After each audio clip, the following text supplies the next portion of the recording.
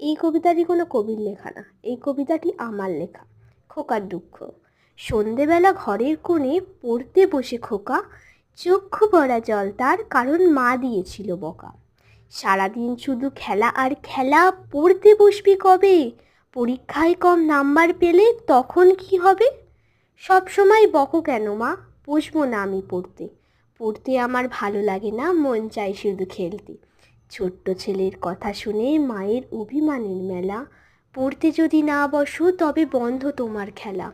ভয়ে দুঃখে ছোট্ট খোকা বসে যায় পড়তে, কিন্তু তবুও তার মন চাইছে শুধু খেলতে। দুঃখে ভরা মন তার, মনে মনে ভাবে, মা আমার দুঃখের কথা বুঝবে আর কবে? কবে আমি বড় হব, পড়তে হবে না তবে, বাবার মতো অফিস যাব, বড় হব কবে?